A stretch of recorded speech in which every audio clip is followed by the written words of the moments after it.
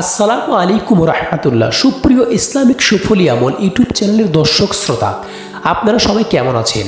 আশা করি মহান আল্লাহ রব্বুল আলমিনের অশেষ রহমত ও দয়ায় আপনারা সবাই ভালো আছেন। প্রিয় মুসলমান ভাই ও বোনেরা, আজকে আমরা মায়ের সেবায় ঝরে যাবে পাপ এ নিয়ে বিস্তারিত আপনাদের মাঝে আলোচনা করব ইনশাআল্লাহ। পৃথিবীর সবচেয়ে মধুর ডাক মা, মায়ের মতন আপন কেউ হয় না। ফুল, পাখি, নদী, ঝর্ণা কোনো কিছুই মায়ের মতো মায়াবী না। দুনিয়াতে অনেক রং আছে, অনেক আলো আছে, অনেক জৌলুস আছে, তবে মায়ের মতো এত রং, এত আলো, এত জৌলুস আর কিছুতেই নেই। জীবনে যখন নিরানন্দ হয়ে ওঠে, হৃদয়ের জমিন যখন শুকিয়ে চৌচির হয়ে যায়, মা তখন আনন্দের বর্ষণ হয়ে সন্তানের মন আকাশে ভিজিয়ে দেয়। যার মা নেই তার সব কিছু থেকেই নেই।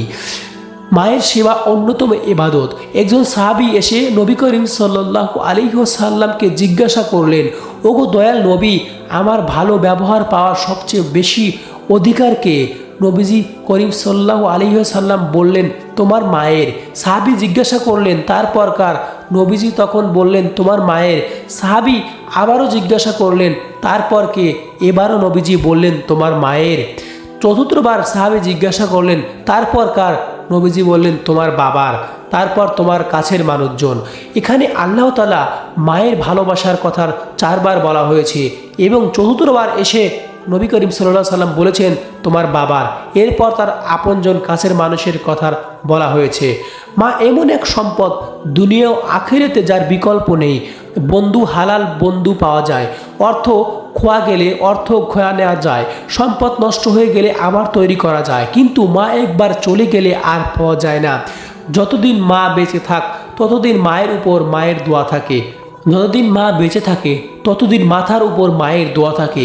একবার ইবনে আব্বাস রাদিয়াল্লাহু তাআলা আনহু এর কাছে এক ব্যক্তি এসে বড় অপরাধের ভঙ্গিতে বলল, ওগো আল্লাহর নবীর পেয়ারা সাহাবী, আমি রাগের মাথায় খুন করেছি এক রূপবতীকে আমি বিয়ের প্রস্তাব দিয়ে। সে আমার প্রস্তাবে রাজি হয়নি। কিছুদিন পর অন্য একজন তাকে বিয়ের প্রস্তাব দিলে সে তার প্রস্তাবে রাজি হয়ে যায়। বিষয়টি জেনে আমার প্রচণ্ড রাগ হয়, নিজেকে খুব ছোট মনে হতে থাকে। অপমানের আগুন আমার ভিতরে পুড়িয়ে দেয়। এক পর্যায়ে রাগের মাথায় আমি ওই নারীকে খুন করে ফেলি।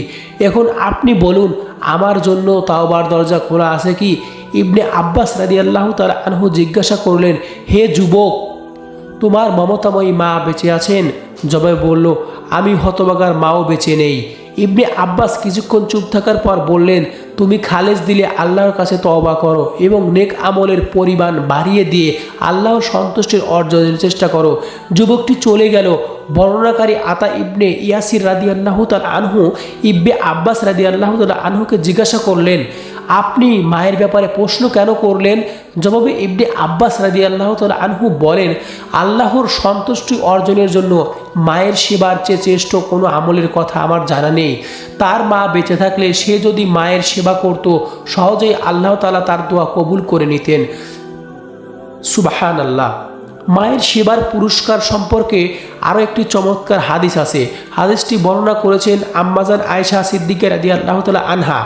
নবীজি সাল্লাল্লাহু আলাইহি সাল্লাম বলেন, আমি যখন মিরাজে যাই তখন সুকলিত কণ্ঠে কোরআন তেলাওয়াত শুনতে পাই। আমি জিজ্ঞাসা করলাম, এমন মধুর তেলাওয়াত কার কণ্ঠ থেকে ভেসে আসছে? বলা হলো, এটি হারিসা ইবনে নুমানের কণ্ঠ। সে ছিল পরম মা ভক্ত ছেলে। এতটুকু বলার পর নবীজি সাহাবীদের উদ্দেশ্য করে বলেন, তোমরা হারিসার মতো মা ভক্ত হও, হারিসার মতো মা ভক্ত হও। অবশ্যই হারিসা অন্য সবার চেয়ে মায়ের প্রতি বেশি যত্নশীল। মাওলানা আব্দুল্লাহ ইবনে সাইদ জালালবাদী এই হাদিসটি উদ্ধৃত করার পর আদাবুল ফুরাবাদের টিকায় বলেন, মায়ের সেবা এমন এক ইবাদত যা বান্দার গুনাহ ঝরিয়ে জান্নাত নিশ্চিত করে দেয়। সুবহানাল্লাহ।